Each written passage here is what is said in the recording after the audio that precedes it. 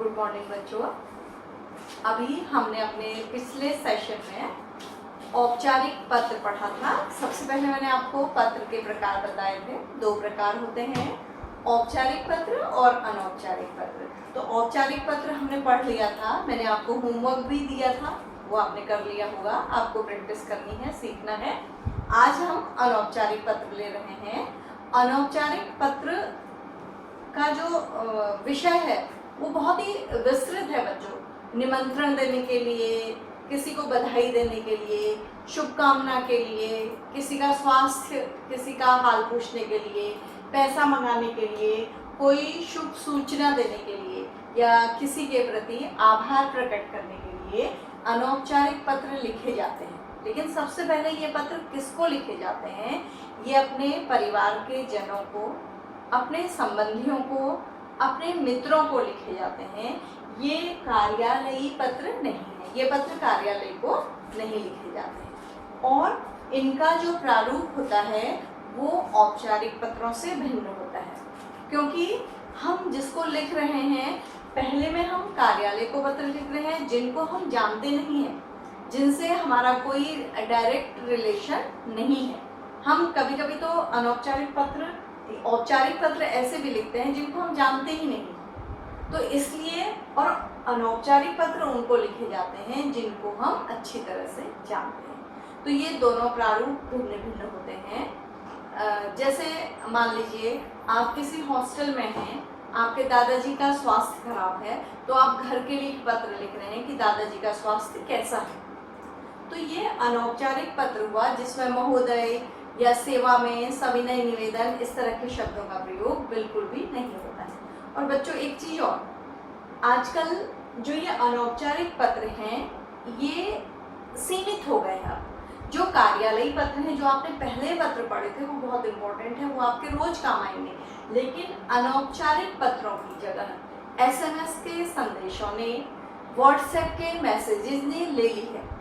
हमारे पास आज फ़ोन, इतना फ्रीक्वेंटली हम फ़ोन करते हैं कि इन पत्रों का महत्व घरेलू जीवन में कम हो गया है, क्योंकि संदेशों का आदान प्रदान इतनी फ्रीक्वेंटली हम करते हैं कि पत्र लिखने की परंपरा एकदम बंद ही हो गई है।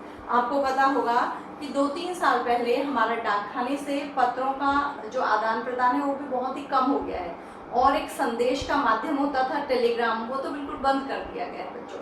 छोटे छोटे मैसेज उसमें जाते थे, तो उसको बंद कर दिया गया है। तो पत्रों की ये जो अनौपचारिक पत्र हैं, इनकी स्थिति बिल्कुल बदल चुकी है। लेकिन आपको परीक्षा के लिए पढ़ना है तो आपको इनके बारे में जानना है बच्चों। ये भी 5 नंबर का आता है। ऑप्शनल होगा आपका, या तो औपचारिक पत्र आएगा या अनौपचारिक पत्र आएगा। तो हम अनौपचारिक पत्र सीखते हैं, जिसमें आपको क्या क्या चीज़ों का ध्यान रखना है वो पहले मैं बता रही हूँ। क्या क्या फीचर्स होंगे, क्या क्या विशेषताएं होंगी, जिनका ध्यान रख के आप परीक्षा के लिए अच्छा पत्र लिख सकते हैं। तो बच्चों, आपको सबसे पहले अपना सही पता, अपने घर का एड्रेस सही, शहर का नाम, पिन कोड, वो लिखना होता है। सबसे पहले पत्र में यही होता है। आप देख रहे हैं ये हमारे औपचारिक पत्र से बिल्कुल अलग है। फिर आप ऊपर ही उसका दिनांक, किस दिनांक को लिख रहे हैं आप, ये भी सही सही होना चाहिए। जैसे आप परीक्षा में लिख रहे हैं तो आप इसको अपने मन से काल्पनिक दिनांक भी लिख सकते हैं, कोई भी दिनांक। लेकिन अगर आप घर से सही में किसी को पत्र लिख रहे हैं तो वही दिनांक लिखेंगे जो जिस दिन आप पत्र लिख रहे हैं। और फिर होता है इसमें संबोधन। कोई आपसे बड़ा है तो उसका संबोधन अलग होगा, आदरणीय होगा, रेस्पेक्टेड होगा उसके लिए। छोटा है तो प्रिय होगा, ठीक है, और पूजनीय होगा, कोई बड़ा होगा। तो इस तरह से संबोधन अलग अलग पत्रों में आप किसको लिख रहे हैं इस बात पर डिपेंड करता है। तो आपको संबोधन बदला हुआ होगा, जबकि आपने देखा था, क्योंकि मैं अलग अलग अंतर भी बताते जा रही हूँ ताकि आपको याद होता जाए। औपचारिक पत्र में आपको संबोधन क्या होता है, केवल महोदय हम लिख सकते हैं, ठीक है। तो इसमें महोदय नहीं लिखा जाता है, हर बार संबोधन क्या हो जाता है, बदलता है। फिर चौथा जो फीचर होता है अभिवादन या शिष्टाचार, इसका भी ध्यान इस अनौपचारिक पत्र में विशेष तौर पर रखा जाता है। मान लीजिए आप अपने नाना जी को पत्र लिख रहे हैं, नानी को पत्र लिख रहे हैं, तो आप क्या लिखेंगे, सादर प्रणाम।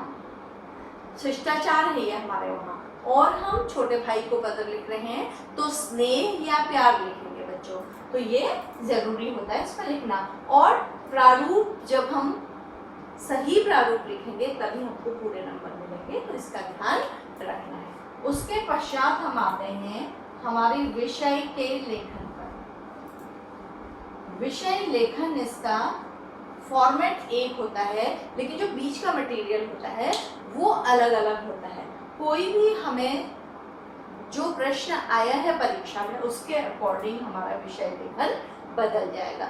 मान लीजिए आप हॉस्टल में हैं, कोई भी आपको पिताजी से पैसे मंगाने हैं, तो ये अनौपचारिक पत्र होगा बेटा। आप ये नहीं लिखेंगे कि सेवा में सविनय निवेदन इस प्रकार है, आप लिखेंगे पूज्य पिताजी सादर प्रणाम। फिर आप विषय लेखन में लिखेंगे कि आपको पैसों की आवश्यकता क्यों पड़ी, या अचानक पड़ गई, या जिस तरह से भी, या पिताजी भूल गए हैं इस महीने में पैसे भेजना, या जो भी आपको सही सही विषय लेखन लिखना होगा वो लिखेंगे। ठीक है, तो विषय लेखन लिखते हुए आप 2 पैराग्राफ में अपने पत्र को लिखेंगे, क्योंकि ये हमारे जो अनौपचारिक पत्र होते हैं वो औपचारिक पत्रों से थोड़ा क्या होते हैं, विस्तृत होते हैं। तो जैसे ही आपका एक पैराग्राफ थोड़ा बड़ा हो जाए तो उसको क्या कर लीजिएगा, बदल दीजिएगा।